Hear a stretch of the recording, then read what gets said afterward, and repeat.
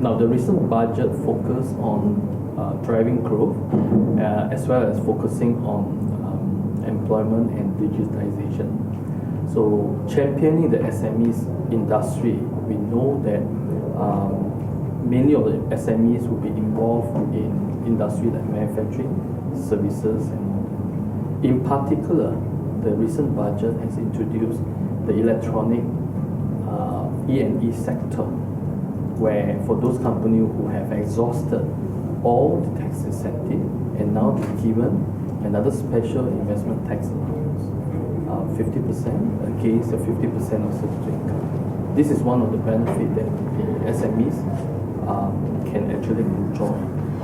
When we talk about digitalization, the way how I look at it, it will be more in terms of the efficiency of businesses.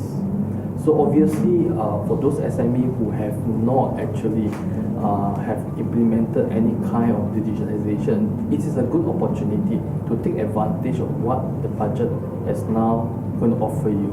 So for example, the matching grant and all of that. When we look at the whole ecosystem for that reason, by automating certain processes of your businesses, it could actually not only provide efficiency, but also to the extent of reducing your costs. Now, this is the part where, take for example, in the service industry, no doubt, a lot of people may have the perception that human factor will come in. But if you take, for example, in the service industry, like even restaurants, for example, they actually now allow people to actually using a platform to order food, to even deliver to you via Grab food, for example. This in the past has never been heard for. So by introducing all this and by innovating these ideas into your business perspective, I believe it will definitely help, ultimately to achieve growth in terms of your businesses. Now you talk about organizing conference. Actually, it's a good initiative by the government to promote Malaysia and come with a Visit Malaysia 2020. When we talk about organizing an international conference, we are actually inviting participants from all over the world.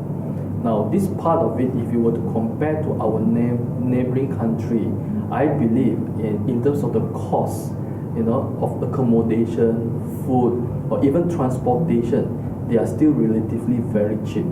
So, if with this initiative they put forward that they are able to bring in more participants come here, and not just for the conference, these participants, I believe, would then extend their stay over in Malaysia. By doing so, then you can see there will be increase in terms of the consumption and also benefit for the economy perspective.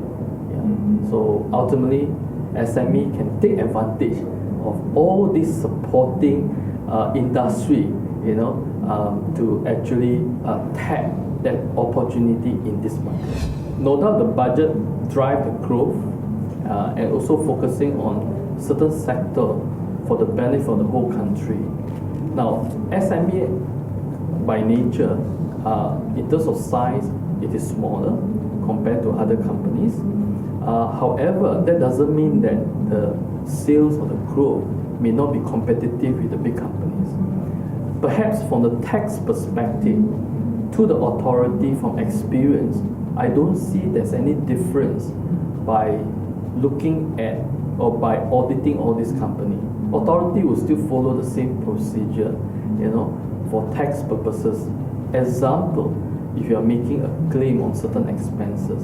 So there's no difference in terms of whether you are a multinational company or you are SME. Question is, are you able to justify and support? In order for you to justify and support, then the important part will be you must have documentation.